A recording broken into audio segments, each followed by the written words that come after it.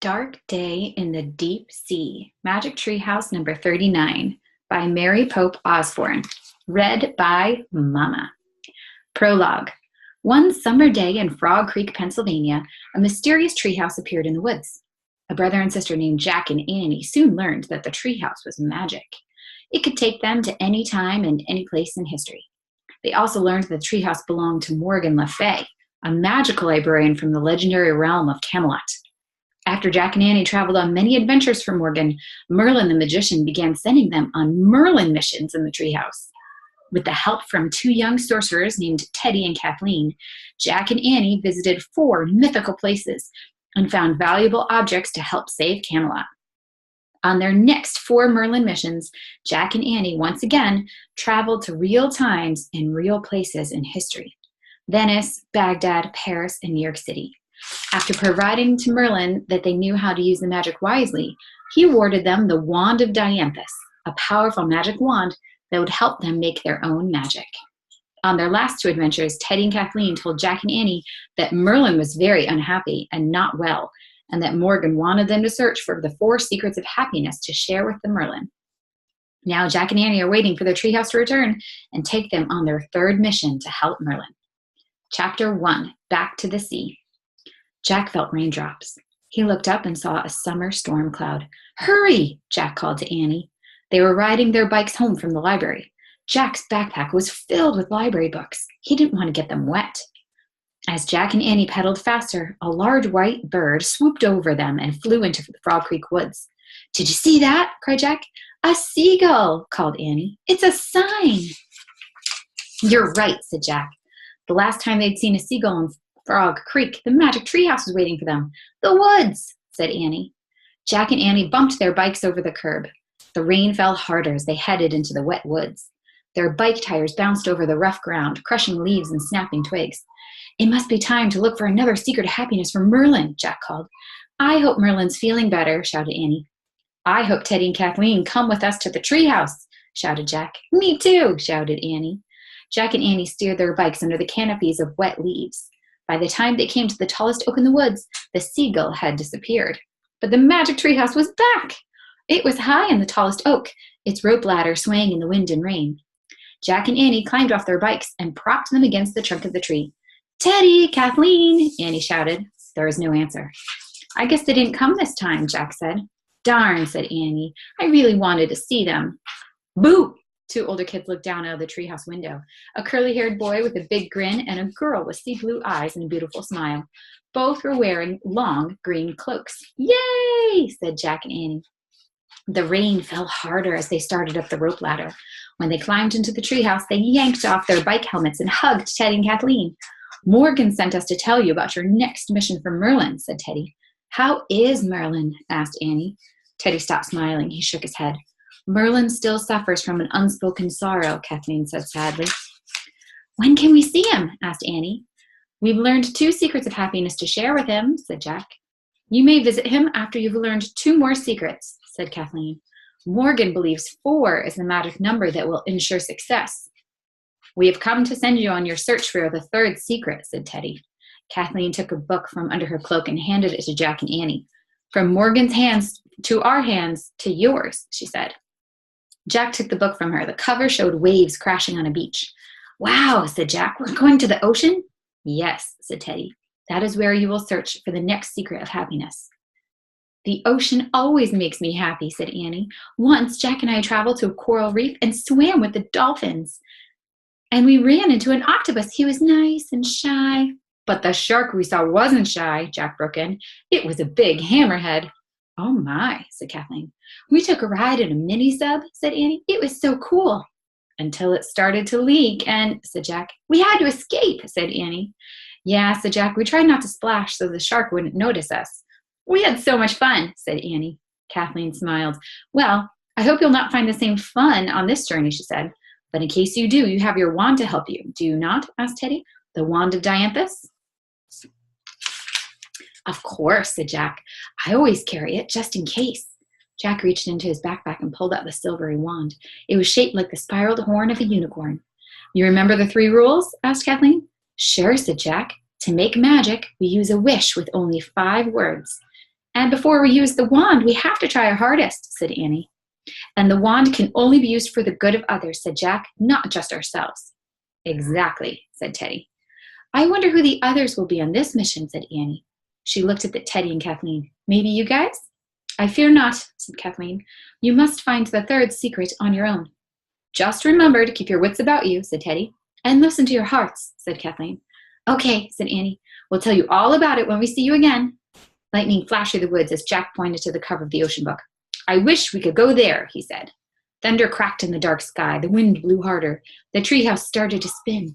It spun faster and faster, and then everything was still. Absolutely still. Chapter 2. Pirates again? Jack opened his eyes. Teddy and Kathleen were gone. The warm air was filled with mist. Jack and Annie peered out of the window together. The treehouse had landed in a tall tree with spreading branches. The mist was so thick they couldn't see anything around them, but Jack heard the caws of gulls and the swooshing of rolling waves. He smelled salt water and seaweed. The ocean's out there. Feel it? Said Annie. I hear it and smell it, said Jack.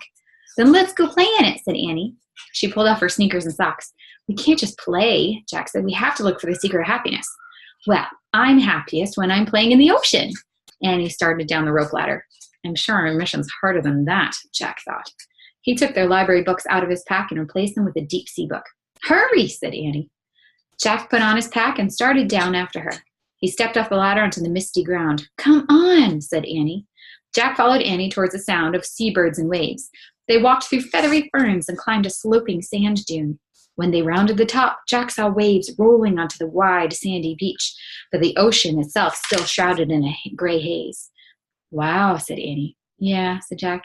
Come on, let's go in, Annie said. Jack and Annie hurried down the dune and ran toward the ocean.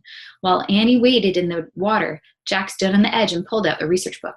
Listen to this, Annie, he called out.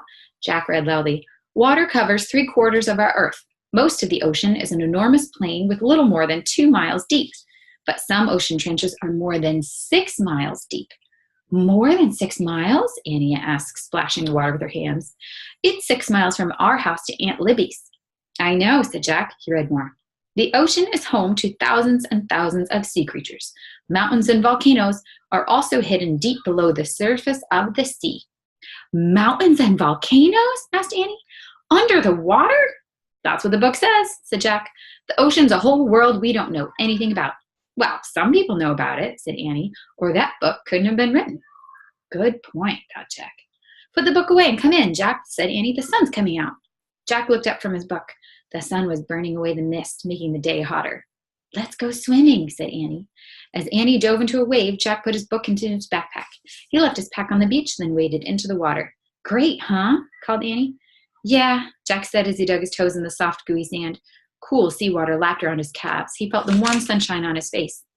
Let's swim further out, said Annie. Maybe the secret of happiness is in the deep sea. How do we go down there without a submarine? Asked Jack. The wand, said Annie. Maybe it will turn us into a fish or something. Jack closed his eyes and peered into the dark deep filled with thousands of weird creatures. But the wand can only be used after we've tried our hardest. I don't think we've done that yet, he said. Oh, right, said Annie. Plus, it has to be for the good of others.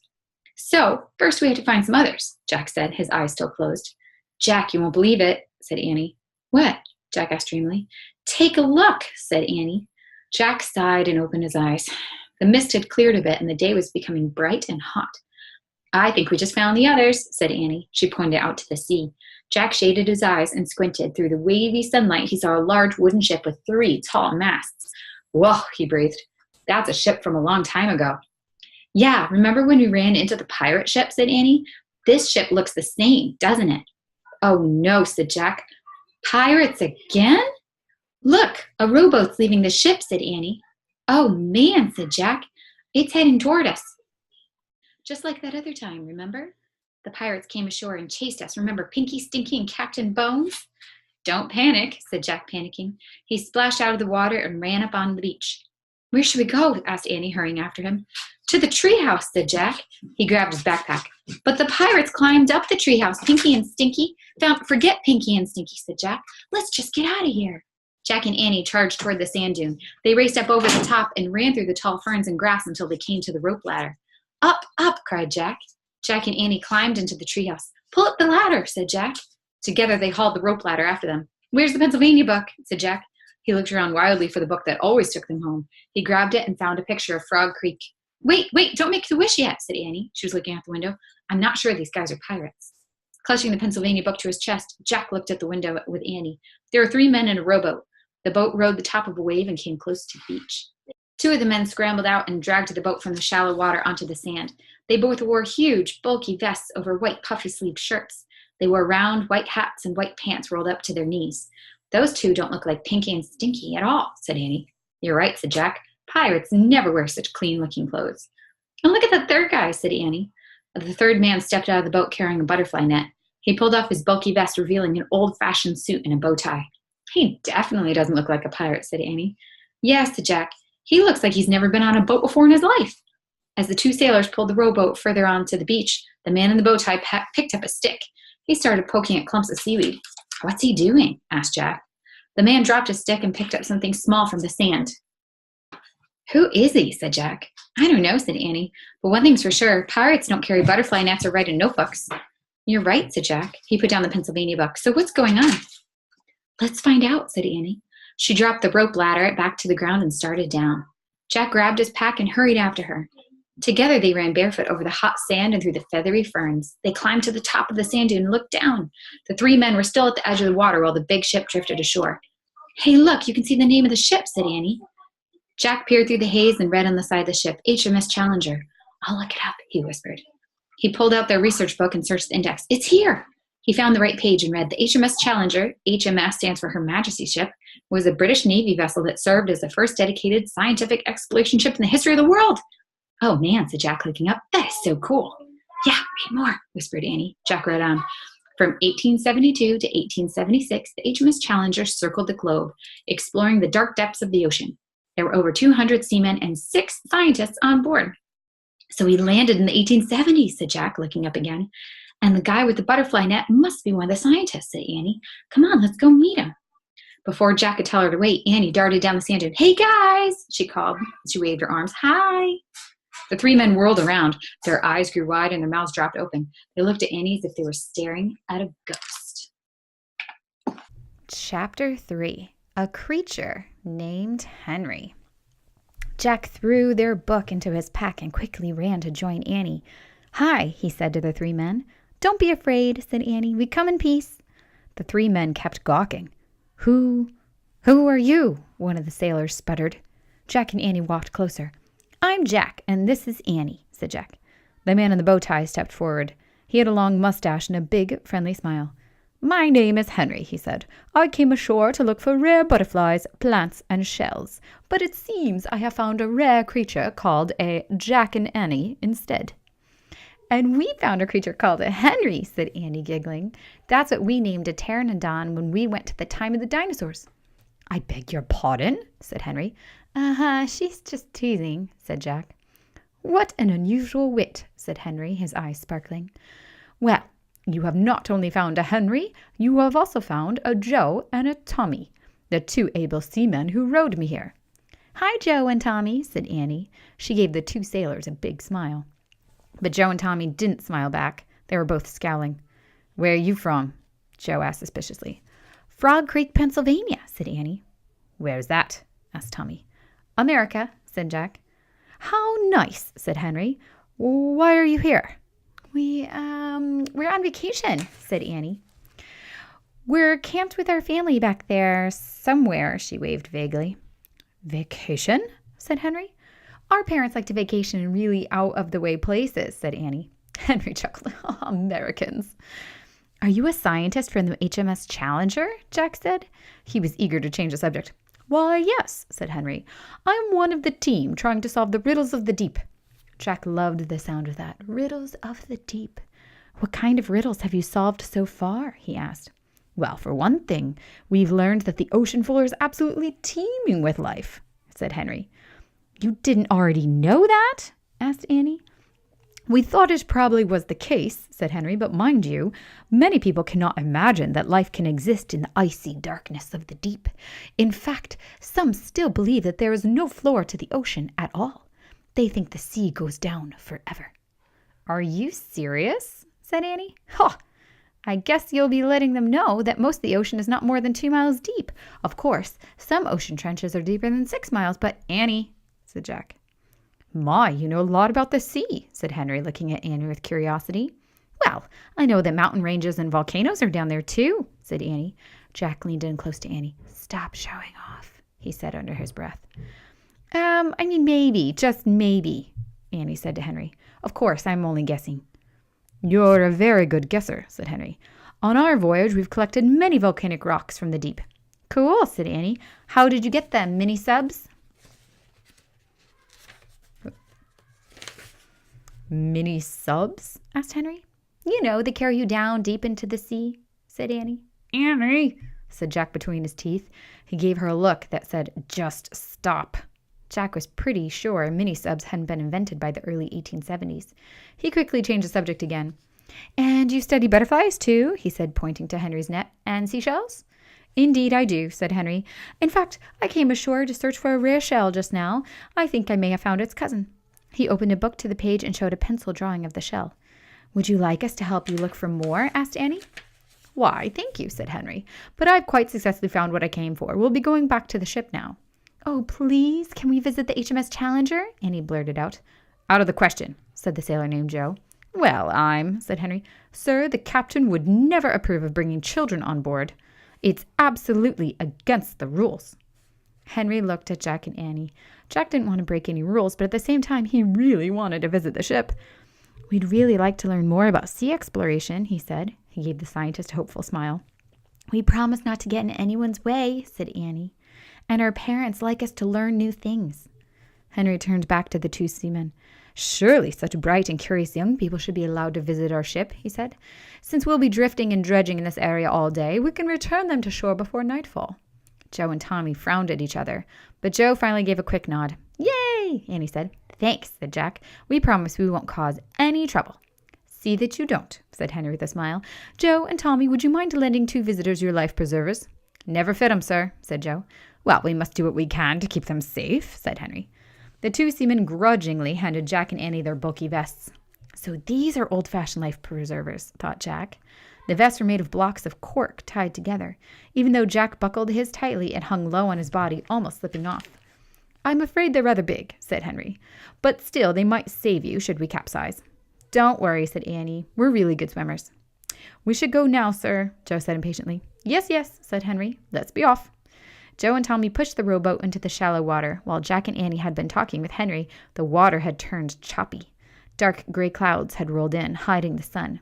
Climb in after me, Henry told Jack and Annie, and they followed him into the rowboat. Jack's backpack wouldn't fit over his life jacket, so he clutched the pack to his chest as Joe and Tommy pushed the boat farther into the ocean. The sailors jumped in, picked up their oars, and began rowing back to the ship. Chapter 4. Off the ship! The wind's against us, Joe said as he and Tommy rowed. Even after the boat moved past the breakers, it kept bouncing up and down on the swelled waves. Water splashed over the sides and soaked Jack's clothes. But Jack wasn't worried about the wind or water. He was worried about being seasick because waves of nausea had started to come over him. Sorry, it's a bit tough going, Henry said. We can take it, Annie said. We hope, thought Jack. The last thing he wanted to do was throw up, especially in front of Joe and Tommy. We should get back just in time to see the men hauling up this morning's catch, said Henry. This is so much fun, said Annie, her eyes shining as the little rowboat bobbed up and down. Jack wasn't having any fun at all. To keep from being sick, he gripped his backpack, closed his eyes, and gritted his teeth. Every day we make new discoveries, said Henry. Off the coast of Argentina, we found over 100 new species. Giant worms several feet long, shrimp the size of lobsters. Caught them in our nets, didn't we, Joe? Aye, said Joe as he pulled on the oars. But the creature that's never been caught is the one these mates should be worried about. What creature is that? Said Annie. The great monster, answered Tommy. Jack opened his eyes. What? You mean like a shark? He asked. No, lad. 'Tis much worse than any shark. Even the 20-foot tiger shark that's been following us, said Tommy. The sailor blinked nervously. Whoa, 20-foot tiger shark, thought Jack. He looked at the dark water for a shark fin. Aye, this monster's much bigger than any shark, shouted Joe. They say it looks like a cross between a dragon and a gigantic starfish. Nay, more like a floating nest of snakes, mate, said Tommy with a shudder. They say it'll curl around your body and strangle you to death. A floating nest of snakes? Annie asked. Jack gulped. He turned to Henry. Have you seen the monster? He asked the scientist. Henry shook his head. I've never seen it, he said, but a few of our crewmen claim to have glimpsed something monstrous in these waters just yesterday. Don't be scared, mates, said Joe. If we see a monster, we'll hurl our harpoons at him. We'll shoot him with our cannons, said Tommy. He and Joe laughed loudly. Maybe the sailors on the ship are just trying to scare the scientists, Jack thought hopefully. Why else would they be laughing? When they reached the HMS Challenger, the rowboat drew alongside the big ship, rocking on the water. Jack gripped his pack tighter as more waves of seasickness washed over him. You go first, mate, Joe said to Jack. You're looking a bit green. Clutching his pack under one arm, Jack grabbed the sides of the ladder. He held on tightly and climbed from the wooden hull from the ship up to the top deck. Annie came after him, then Henry, Joe, and Tommy. When they were all there on the deck, the two seamen hauled up the rowboat. Jack took a long, deep breath. Though the large ship rocked in the wind, it wasn't nearly as bad as the small rowboat's movement on the waves. Looking around the deck, Jack saw teams of sailors working. Some were coiling thick ropes. Others were hauling up strange-looking buckets. Jack turned to ask Henry what the sailors were doing, but Henry was staring at a tall man in a white uniform and a heavy-set older man in a dark suit who were walking briskly toward them. The two men were frowning. Oh no, murmured Henry. Prepare to meet thy doom. Who are they? Asked Annie. Before Henry could answer, the man in white shouted, What have you done this time, Mr. Mosley? Jack moved closer to Annie. He clutched his pack to his life vest. Well, Captain, started Henry. Goodness, what have you brought up from the sea now, Henry? The portly man asked. A four-legged, four-armed creature of the deep? Yes, Professor, it's a Jack and Annie from America, said Henry. I found the creature vacationing on the island. The portly man smiled. Oh, I see. I thought perhaps it was the monster that was sighted by some of the men yesterday. The monster again, thought Jack. This ship is not a place for children, Mr. Mosley, said the captain gruffly. Yes, I know, sir, said Henry. But these two are extraordinary. They hardly seem like children at all. They're quite independent and have a great knowledge of the sea. I thought it might be permissible to bring them aboard for the afternoon and then return them to shore. I'm afraid it goes against all the ship's rules, said the captain. It's not Henry's fault, Captain, Annie piped up. We begged him to let us visit your ship. Oh, did you now? Said the portly man, his eyes twinkling. Why is that? We love the ocean, said Annie. And we'd really like to learn more about sea exploration, sir, said Jack. Well, you've come to the right place, said the man. Allow me to introduce myself. I am Professor Thompson, the scientific director of the Challenger. The professor is one of the world's most renowned experts on the ocean, said Henry. Wow, said Annie. Well, I don't know about that, said the professor modestly, but he put his thumbs in his vest and began speaking as if he were giving a lecture. Since the beginning of time, the secrets of the deep have been hidden from us, but now with our expedition, we have learned many things. Like what? Asked Jack. We've used miles and miles of steel wire to measure the depth of the sea, said the professor. We have lowered thermometers to measure temperatures in the deep, but perhaps the most important of all, we are learning about the amazing creatures who live in the dark regions, far beneath the ocean waves. That is all well and good, Professor, said the captain, who broke in, but I want these children off this ship immediately, before the weather gets worse. Do you hear, Mr. Mosley? Off the ship. Chapter 5. Ooze. The captain turned and strode away. Sorry, friends, Henry said to Jack and Annie, but the captain's in charge. He looked around. I see Joe and Tommy are helping the men bring up the catch now. As soon as they are free, I will ask them to take you back to shore. I am very sorry. That's okay, said Annie. You did what you could. Before you young people leave, perhaps you would like to see today's specimens, asked the professor. Sure, said Jack and Annie together. Then come along, said the professor. Every single day we make new discoveries. Hurrying with Annie across the deck, Jack couldn't wait to see what had just been brought up from the deep. They followed Henry and the professor to a team of sailors pulling up large nets. The nets were shaped like giant bags with mops attached to the bottom. What are those mops for? Asked Annie. They sweep up the sea animals from the floor of the ocean, explained Henry. We pull them from pitch darkness into the light of day, said the professor. That must scare them, said Annie. But the professor didn't seem to hear her. Over the years, we've hauled up tens of thousands of specimens, he said. As the sailors dumped the bags onto the deck, Jack saw mostly mud, but lying in the mud were tiny, squirmy pink and yellow fish and fiery orange sea stars. No monsters there, huh? Asked Annie. The professor looked at her. Not today, my dear, he said. I was just kidding, said Annie. Do you believe in monsters? Oh, well, The professor looked serious. The sea is very deep, my dear. It covers nearly 3/4 of the world, so I say to myself, might it not indeed hold many mysterious creatures, including monsters? Good point, thought Jack. But don't be afraid, children, said the professor. Some day we'll catch all the monsters and study them. We will conquer our fears through knowledge, won't we, Henry? Yes, sir, said Henry. Conquer our fears through knowledge, the professor repeated through his thought with enthusiasm. I shall add that to my lectures. Low thunder rolled in the sky. Jack looked up. Black clouds hovered overhead. A strong gust of wind swept over the deck. Attention! The captain shouted, heading toward them. A squall is headed our way. For now, take the children below to the main deck. Yes, sir, said Henry. He smiled at Jack and Annie. Well, friends, I suppose you get to stay with us a little longer after all. Yay, Annie said softly. Only those on watch stay on the deck, the captain shouted to his crew. Everyone else, get below. Henry led Jack and Annie away as the rain began to pour down. Water dripped from Jack's hair and backpack and life vest as he and Annie followed Henry down a steep flight of stairs to a dimly lit hallway. Our ship was converted from a war vessel to a ship of sea laboratories, Henry said. The Navy removed 16 of the 18 guns on board to make room for them. Would you like to see mine? Oh, yes, said Jack. He couldn't wait to see an actual sea laboratory. Follow me. Henry unlocked a door and showed Annie and Jack into a large, dim room. There was a small skylight overhead. Rain pounded against the glass. Henry struck a match and lit a couple of oil lamps. Shadows danced around the room. Jack smiled and let out a deep sigh. He loved the sea lab. Shelves were lined with hundreds of different sized bottles. The bottles were filled with floating blobs. In the middle of the room was a wooden table. It held maps, rulers, thermometers, bowls with gooey-looking stuff, and a big microscope. Henry pointed at the microscope. Would you like to see something remarkable? He asked. Oh, yes, said Annie. She peered through the eyepiece. Wow, that's amazing, she breathed. Let me see, said Jack. He put his backpack down on the table and looked in the microscope. He could see the tiny skeleton of a seahorse. Cool, he said. That seahorse is no bigger than a grain of sugar, said Henry. But of course I'm fascinated by larger creatures as well. Why, just yesterday, I spent several hours studying the ear bone of a dolphin and the tooth of a shark. But what's in all those bottles? Asked Annie. She pointed at the rows and rows of bottles on Henry's shelves. Many curiosities, said the scientist. That large one, for instance, holds a creature that looks like a giant sock. Some call it a blubberfish, but it's not a fish at all. It's made up of millions of tiny sea creatures. Ew, said Annie. And that's a rare sea slug, said Henry. He pointed to a bright yellow blob floating in a clear liquid.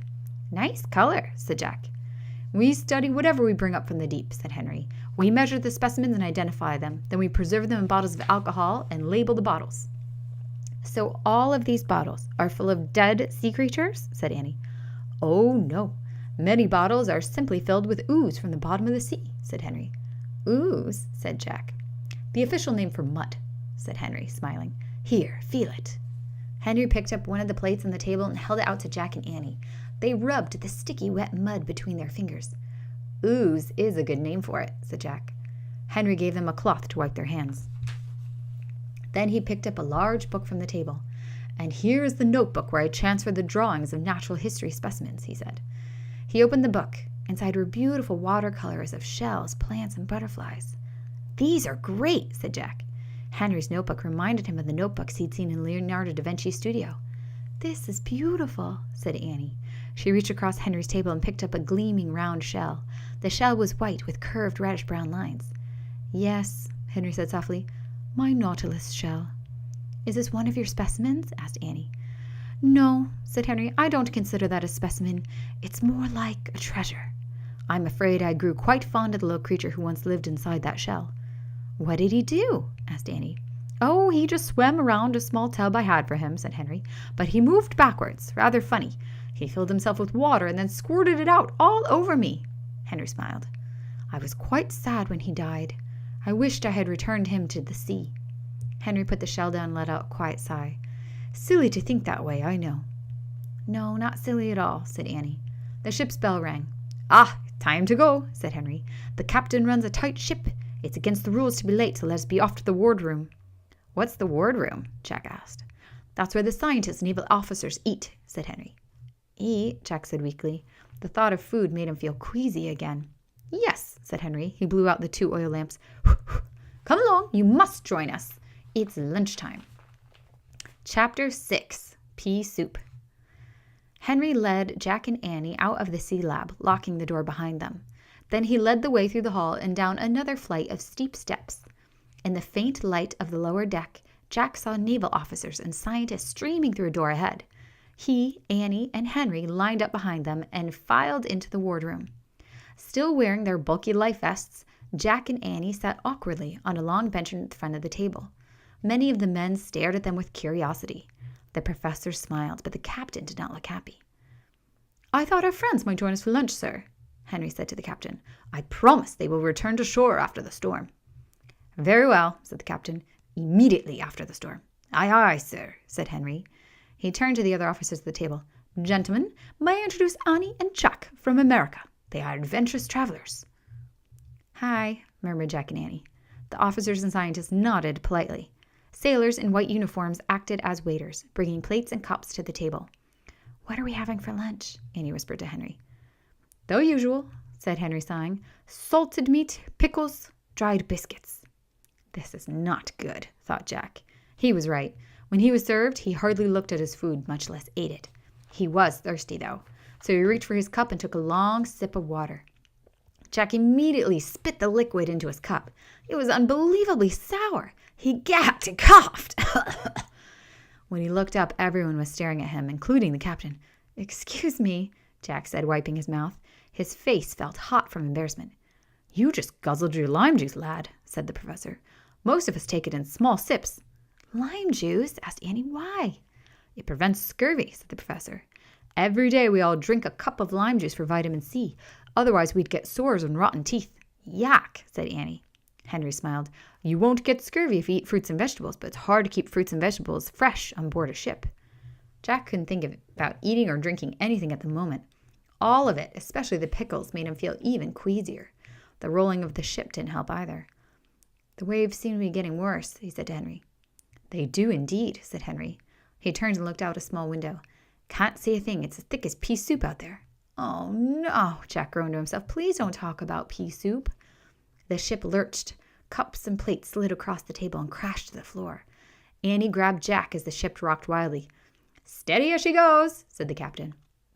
It seems the storm is fully upon us, said the professor. The ship lurched again. More cups and plates slid off the table. Jack and Annie almost slid off their chairs. But without any sign of nervousness, the officers and scientists stood up and hurried out of the room, as if they knew just what to do in bad weather. I'll take you down to the hold, Henry said to Jack and Annie. We'll wait there until the waves calm down.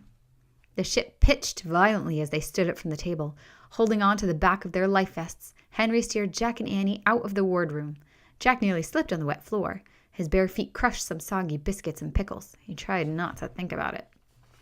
Out in the dark hall, the wind howled down the stairwell from the top deck, spraying them all with ocean foam. I must go secure my lab, Henry shouted to Jack and Annie. He pointed down the stairs. Go down one more flight. I'll join you when I can. We'll come with you, said Annie. 'Tis better to be safe, said Henry. Follow the others, quickly. I'll come soon. Henry unlocked the door to his lab and disappeared inside. Come on, let's go, said Jack. He grabbed Annie's hand and pulled her toward the stairwell. Officers and sailors were heading down the steps ahead of them. Just as Jack and Annie started down, the ship lurched again. Jack's stomach lurched with it. Ooh, he had to cover his mouth. I'm definitely going to be sick, he thought. He really didn't want to throw up on the stairs or in front of the captain and the others. You go down. I'll be right there, Jack shouted at Annie. Why? Where are you going? Annie yelled. Just go down, said Jack. Then he whirled around and charged up 2 flights of steep steps to the top deck. When Jack stepped onto the deck, the rain was pounding. The wind was howling. The waves looked like dark mountains. Sea foam was blowing everywhere. Jack knew at once he'd made a mistake. Better to be embarrassed than drown, he thought. Just as he turned to go back down the steps, Annie burst onto the deck. Jack, she cried, what are you doing? Jack forgot all about throwing up. I made a mistake, he shouted. We shouldn't be up here. Go down. I'm coming with you. We have to go back down. He pushed Annie toward the stairwell. A giant wave crashed over the side of the ship. Jack fell and slid across the foam-covered deck. It was impossible to see anything. The wind was screaming. Jack tried to stand, but wearing his clumsy life vest, he couldn't get back on his feet. Jack finally hauled himself up, but just as he did, another giant wave broke over the side of the ship. The ship rolled again. Jack fell to his knees. Another wave crashed over the deck. Jack was swept over by the foamy water and tossed overboard into the churning sea. Chapter 7. Help! Jack plunged down into the sea. The water was freezing cold. He bobbed back up to the surface, choking and coughing. The life vest kept him afloat, but the waves kept hammering him. Help! Jack shouted. Thoughts of the 20-foot tiger shark and mysterious monster shot through his mind. Help! Help! He screamed. Jack heard someone else screaming. Help! It was Annie. She'd been washed off the ship, too. Jack flailed his arms and kicked his legs, trying to get to Annie. A wave lifted her up and tossed her toward him. But just as Jack reached for her hand, another wave pushed her past him out of reach. The wand, Jack! Annie shouted. Use the wand! The wand, Jack thought. The wand of Dianthus. Where was it? In his backpack. He didn't have his backpack. Where was his backpack? Jack, the wand! Annie yelled. I don't have it, Jack yelled. His voice was lost in the roar of the storm. Jack kept flailing and kicking, trying to reach Annie again. Jack felt his cork life vest coming loose. Another wave crashed over him, and one side of the vest slipped off his arm. Jack clutched the vest, trying to keep it on, but the waters kept pulling and tugging. The sea itself now seemed like a monster. As Jack desperately fought the water, he saw another life vest floating free on the waves. It was Annie's. Where was she? Annie! Jack screamed. He looked all around. He lost his fight with the sea. A wave washed his vest right off him. Then another wave crashed down on his head and pushed him down into the deep. Jack held his breath as he plunged through the black water. He thrashed his arms and kicked his legs, trying to get back to the surface. His head popped above the waves, and he took one gulp of air before another wave washed him over and went under again. Jack kept kicking and trying to swim, but the fight to get back to the surface was too great. Just as he was about to run out of air, he felt something curl around his waist. Then he felt himself being lifted toward the surface. Jack's head popped above the water again. He opened his mouth and gasped for air. The waves were swirling and foamy, but Jack kept his head above them. Something around his waist was holding him up. Jack couldn't think at first. He was trying too hard to breathe. But then he saw something spreading across the water near him. It looked like a giant gray umbrella with dark spots all over it. Rising from the center of the umbrella was a huge, round head. It had yellow eyes of black pupils. Stretching out from the umbrella were tentacles. Lots of tentacles, all connected by a thick web with double rows of suckers on each one. A giant octopus, Jack thought with horror. It was much bigger than the octopus they'd seen a long time ago. And this time, a tentacle of the huge creature was curled around his waist. Help! Jack shrieked. He tried to pull himself free from the thick, rubbery arm. The giant octopus held him tightly. Jack looked around wildly. Where was Annie? Jack! Annie shouted. Jack saw her. One of the octopus tentacles had lifted Annie above the surface of the water, too. We're caught, he cried. Try to escape. Jack kept trying to break free from the huge tentacle, but the more he fought, the tighter the grip of the octopus came. Don't bite him, Jack, Annie yelled. He's rescuing us. Jack couldn't think straight. Was she crazy? He'll strangle us and pull us under, he shouted. We have to fight him. No, shouted Annie. You're wrong. Can't you see? He's saving us from drowning. He is? Thought Jack.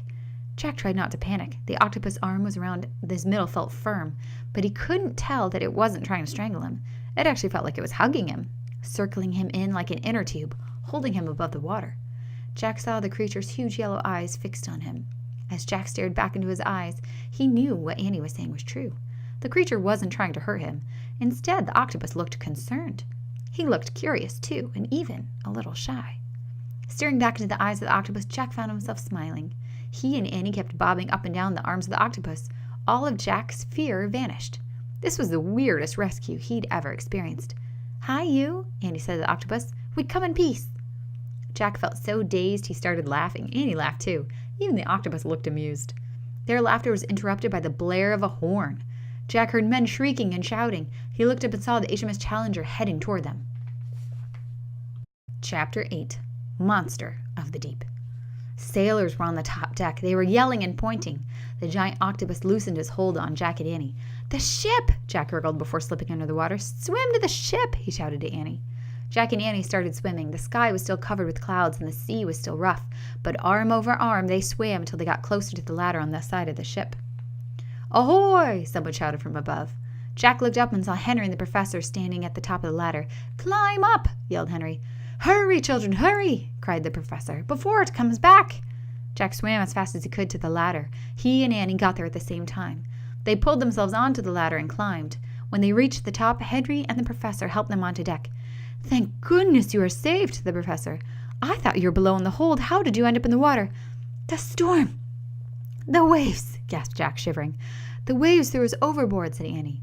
"Why were you up on deck?" said Henry. I was seasick," said Jack. "I followed Jack and big waves came crashing down and washed us into the water," said Annie. "Our life vests saved us at first, but then they came off." "Then the octopus saved us," said Annie. "That monster saved you?" asked the professor. No, not a monster," said Jack. "A giant octopus." "Yes, a monster of the deep. I do not think it saved you, boy," said the professor. "It is a miracle it did not eat you and your sister alive." No, he's not a monster. He didn't try to do any of that," said Jack. "He did save us," said Annie. "He held us up above the water." "Really?" said Jack. "He kept us from drowning, then he got scared away by the ship." "We didn't even thank him, Jack," said Annie. "We didn't even say goodbye." Jack and Annie looked back in the water. "Hey, what's going on over there?" said Annie. She pointed to the rear of the ship. "What are they yelling at?" Annie asked. Jack and Annie threw off their blankets and took across the ship.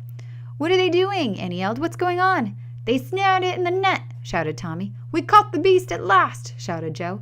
"Caught it?" Annie looked at Jack. "Come on," Jack cried. He and Annie pushed their way through the crowd. "Children, stop," said the professor. "Don't get in the way."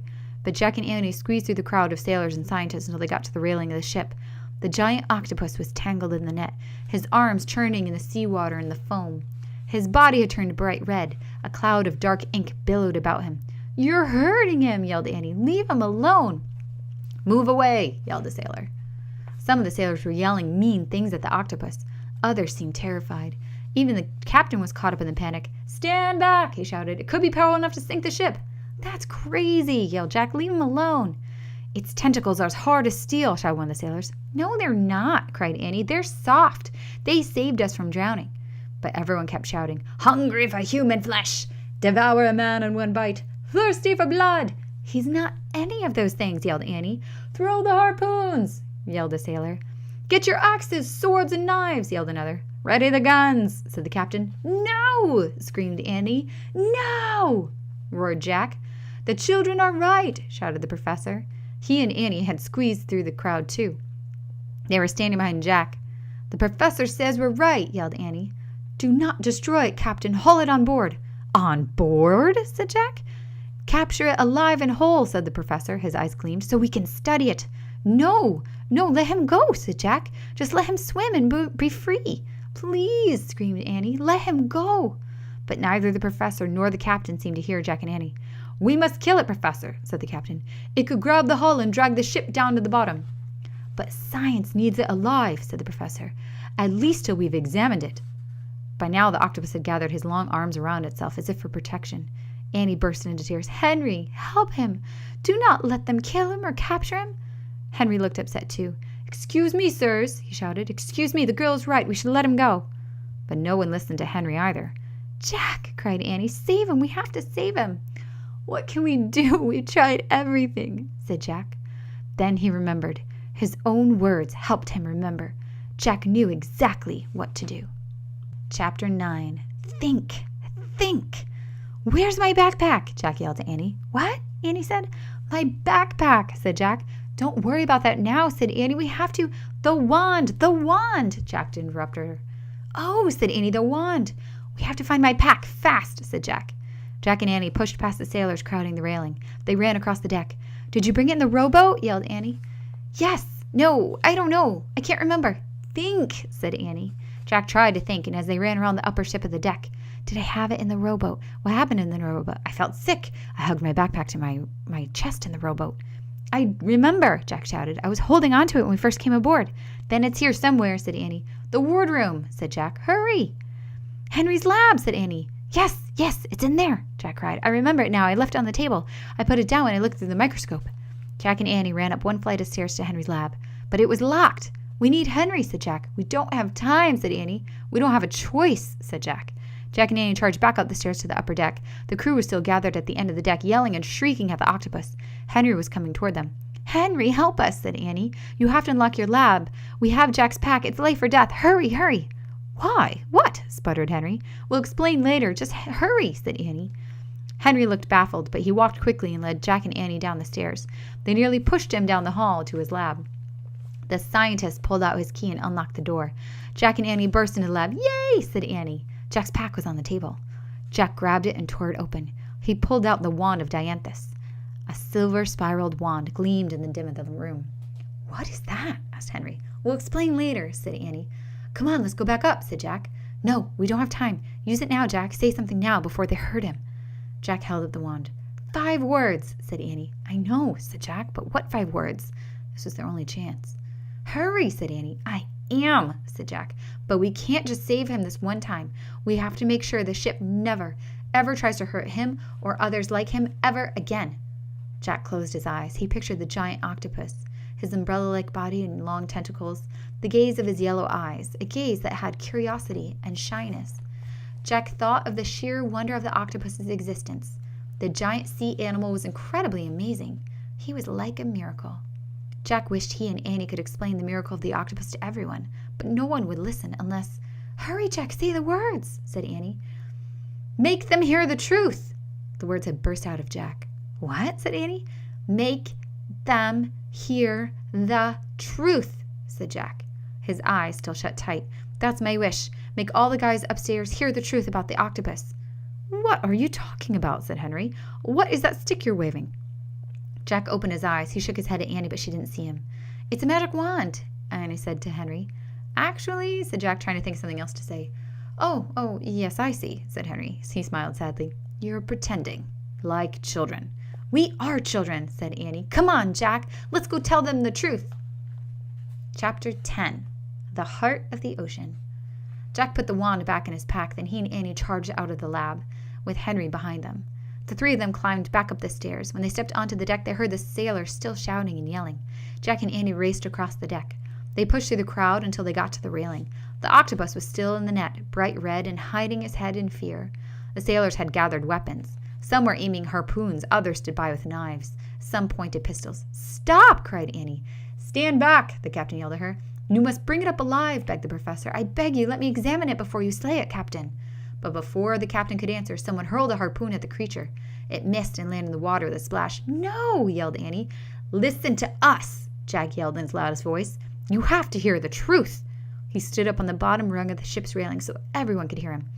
Don't touch him, he shouted. He's not going to hurt you. He deserves to live peacefully in the sea. He's a miracle of nature. But no one was listening to Jack. No one even turned to look at him. Stop, hear us, said Annie. We speak the truth. Leave him alone. Remove the children, the captain roared. Now! Tommy and Joe grabbed Jack and Annie. Let us go. We have to talk to them, yelled Annie, kicking and flailing. She and Jack broke loose from the sailors.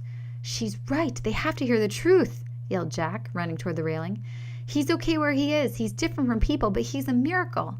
Again, no one seemed to hear him. The magic's not working, Annie cried to Jack. I know, said Jack. He was desperate. No one was hearing the truth. What was wrong? He and Annie had followed the rules. They were trying to help others, not themselves. They had tried their hardest first, and Jack had only used 5 words. Look, a sailor shrieked. Look at the monster. Jack and Annie looked back at the water. The giant octopus had uncovered his head and raised it out of the water. The sound was breathy and whispery as if it came from the wind. The members of the crew lowered their weapons and stepped back in awe. It speaks, shouted a sailor. Me. The sound was wild and shrill as it came from a deep forest. Go. The sound was hollow and haunted, as if it came from an ancient gong or bell or drum. Home. The sound was so unbearably sad it came as if from the heart of the ocean. I'm no monster. The octopus fell back into the ocean. All the seamen and the scientists stared in wonder and terror. Then Annie's voice rang through the silence. Did you hear him? He said, let me go home. I'm no monster. The crew looked at each other in shock. That's what he said. I heard it, one man said. Heard it with my own ears. I heard it too, said another. Me too, said another. It's a sign, said a sailor. We can't hurt him. Or any other like him, said another. All the eyes turned to the captain. He stood still for a moment, staring down the giant octopus in the net. The captain looked at the professor, and the professor looked stunned. He opened his mouth, but no words came out. "Please hear him," Annie said. "He told you the truth." The captain stared at the octopus for a long moment. Then he raised his hand. "Free him," he said softly. The sailors slowly put down their harpoons, axes, pistols, and ropes. "Sir, I request permission to cut the creature from the net," Henry said to the captain. The captain nodded. "Permission granted, Mr. Mosley," said the captain. "Help me," Henry said to Jack and Annie. "Sure," said Jack. "We'll come too, mate," said Joe. Joe and Tommy hurried after Henry, Jack, and Annie to row small boats on the deck. Sailors lowered one of the boats to the surface of the water. Then Jack, Annie, Joe, Tommy, and Henry all climbed down the ladder and stepped inside. Everyone else watched from the deck. Joe and Tommy rowed alongside the ship until they came to the spot where the giant octopus was trapped. "Grab the net," Henry said to Jack and Annie. Jack reached out and grabbed a corner of the net. Annie helped him pull it out of the water. Henry used a big knife to slice through the thick rope strands. Even though the rowboat rocked violently, Jack didn't feel sick at all. Jack and Annie and Henry pulled the torn net into the boat. Jack kept staring at the octopus. He looked back at all of them with his great eyes. His tentacles spread out about him like a giant flower. His fierce red color had changed back to gray. "Goodbye, you," Annie said softly. "Go home now." The octopus lifted two of his tentacles as if to wave goodbye. Then he slipped under the surface of the water and vanished. Chapter 11. Goodbye, mates. Jack looked up. The captain, professor, and the crew members were all gazing silently down at the water. Henry gave the captain a salute. The captain saluted back. Then everyone on board clapped and shouted. Overhead, the clouds had disappeared, as if the curtain had been pulled away from the sky. Pink and red swirls of light streaked the blue. The cheering died down. "Let us disturb these waters no more," commanded the captain. "Unfurl the sails, get the steam up in the boilers." Henry turned to Jack and Annie. "While they prepare the ship, shall we return you to shore?" he asked. "Yes, please," said Annie. Jack nodded. He was totally exhausted. As Joe and Tommy started rowing back toward land, the wind shifted and died down to a breeze. "I predict fine, clear night tonight," said Tommy. "And tomorrow, too," said Joe. "The wind should be brisk." "A good time to sail," said Tommy. When they drew close to the shore, Tommy and Joe both jumped out of the boat, splashing through the shallows. They pulled the boat onto the beach. Jack and Annie hopped out. Henry climbed out after them. "Thanks," Jack said to the sailors. Henry walked with Annie and Jack right up to the dunes. "Are you sure you'll be all right?" he asked. "What will you do when the night comes on?" "Don't worry," said Jack. "We'll get back to our parents before dark." "Lucky you," Henry said wistfully. "I wish I could be back to my own family before dark." "I hope you keep having a good voyage," said Annie. "I hope you learn a lot," said Jack. "Bye." "Wait, before you go," said Henry, "I want to give you something." Henry reached into the pocket of his vest.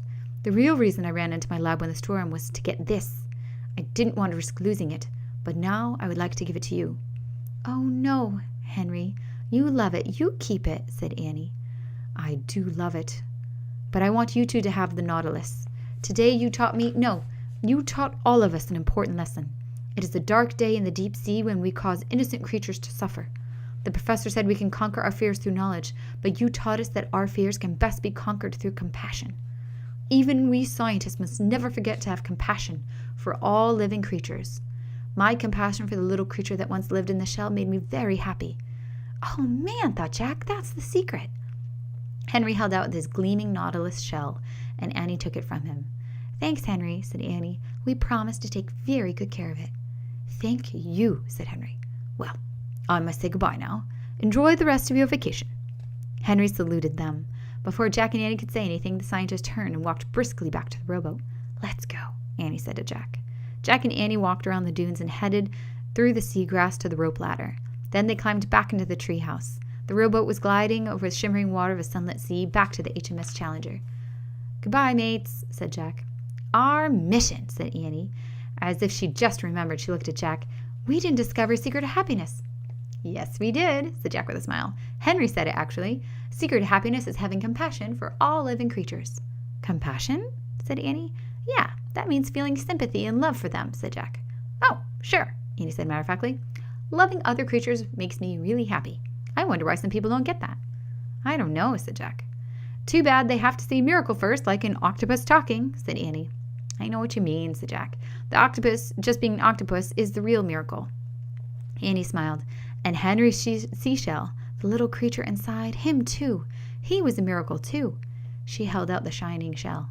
Jack took the shell from her and carefully put it in his backpack. "The shell will help us remember the secret," he said. I think we always knew it, said Annie. Henry just put it into words for us. Come on, let's go. Annie picked up the Pennsylvania book and turned to the picture of the Frog Creek woods. Let me go home, she said, repeating the strange sounds from the octopus. Jack smiled. He started to tell her to say it right, but before he could, the treehouse started to spin. It spun faster and faster. Then everything went still, absolutely still. Soft raindrops pattered against the rooftop of the treehouse.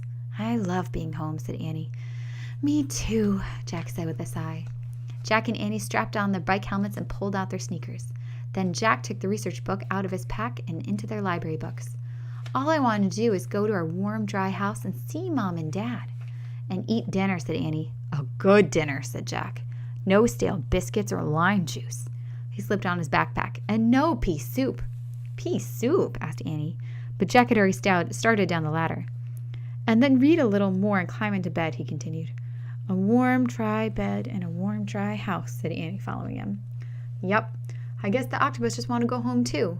Hey, I wonder if he has a name. Said Annie. She and Jack climbed onto their bikes. I think his name might be Charles. That sounds right, said Jack, laughing. I wonder if Charles has an octopus wife and octopus kids. I bet he does, said Annie. And I bet he couldn't wait to get home and hold them in all 8 of his arms. Jack laughed again. Yeah, I bet you're right, he said. Then he and Annie took off riding through Frog Creek woods. The rain fell harder and harder, but it didn't matter. They were heading home. The end.